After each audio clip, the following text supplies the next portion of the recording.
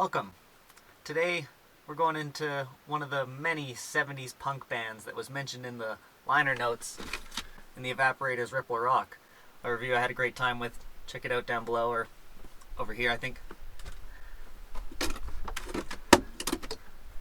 This Viletones, A Taste of Honey CD, was probably owned by the exact same person. Picked them up from the same place. They donated them, and I'm the happy recipient of a great piece of punk history.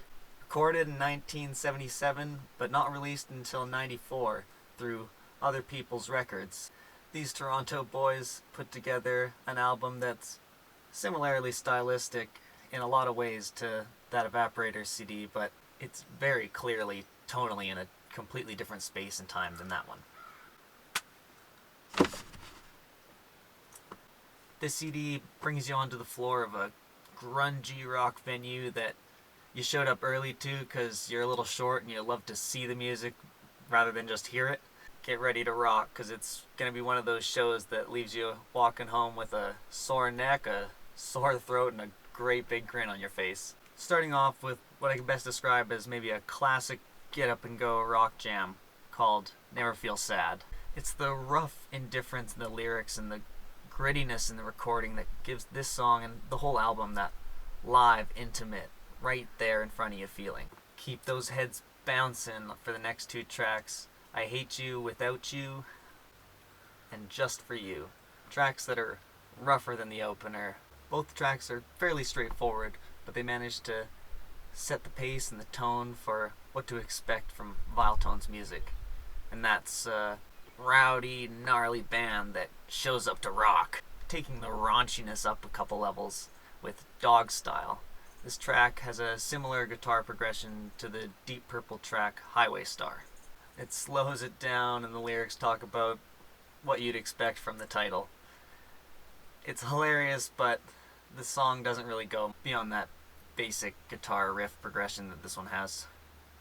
Thankfully, they open things up ripping fast with the punk track Screamin' Fist. A fast, fun, take no prisoners track with super heavy bass licks and just generally unrelenting instrumentation, with ripping vocals that cut through that cacophony of punk mess.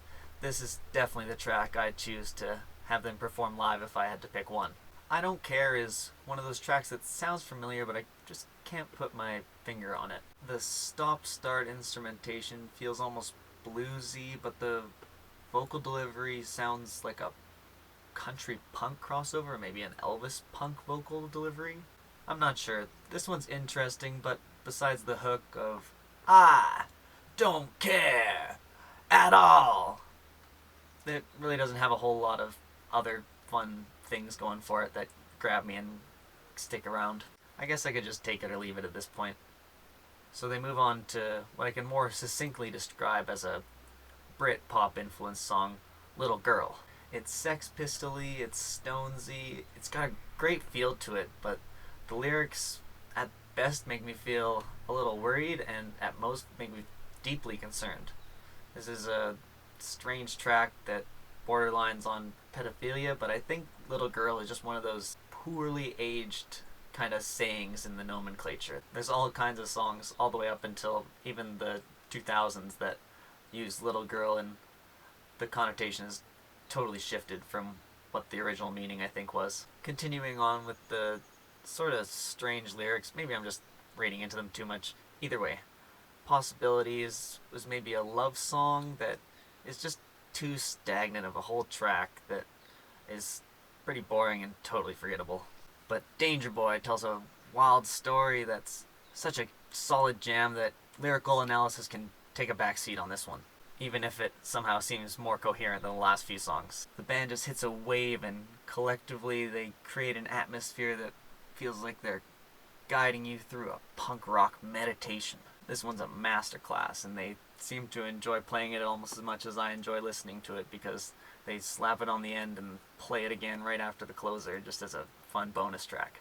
If classic punk rock is what these guys are known for, then the next two tracks, Rebel and Control, emulate that perfectly.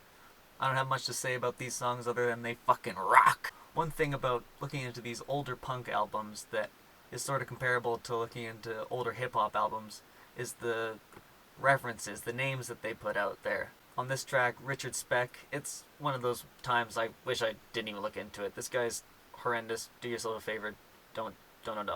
I shouldn't even say his name to give him any kind of more fame or whatever, more memorability. He's rightfully forgotten, and in this track, the lead singer, Stephen Leckie, seems to be comparing himself to this Speck dick in this crazy, hyperbolic fashion. At least this one's short and loud enough that you can drown out the lyrics if you want to, because the meaning of this song just is in kind of bad taste, I think. Speaking of songs that are in kind of bad taste, this next song is called Swastika Girl. It's actually kind of similar in tone to one song off Ripple Rock, being quite bouncy and having similar guitar progressions to the track Salad Bar. It's a classic story about a boy who falls in love and blindly follows a Nazi. I think this is just a quick track about being young and influential. The song Rather Be With Me, It's Me, is the track on the album that feels like it was just perfectly released and mastered right for the time that it actually came out in the 90s, rather than when it was recorded in the late 70s. Something about the content and the attitude makes this one feel way ahead of its time. And besides the closer, this is probably the track with the most pop appeal. Thankfully, it's still grungy as hell. From here, the album sort of devolves a little bit performance-wise. It probably is because this album was only recorded over about a 2-hour period. On the next couple tracks, Does She Jump and KGB, I think the boys probably could have used a little break. The closing track, Won't You Let Me, has a good tone for a final song, but maybe it's the issue I just mentioned, or this one's just outside of Leckie's wheelhouse. It's just drags on too long and kind of feels a little awkward, to be honest. I can imagine if this was released in the late 70s, there'd be a lot of parents throwing it out for it being played too damn loud. Hell, it was probably happening in the 90s either way. I'm super happy to have picked this album up. No, it's not my favorite punk album, but it creates this uniquely, almost nostalgic atmosphere for a time I never lived that I would like to grab hold of and keep experiencing from time to time, because I think that's such a cool thing that music can do. Pick this up if you ever get a chance. But while you don't have a chance, you can listen to it right down there. Hopefully, if I can find it on YouTube, I'm sure it's there. Share it with your old punk buddies. And I'll see you with some more random thrift shop reviews in 3 or 4 days. Subscribe here. You're the best. I love you.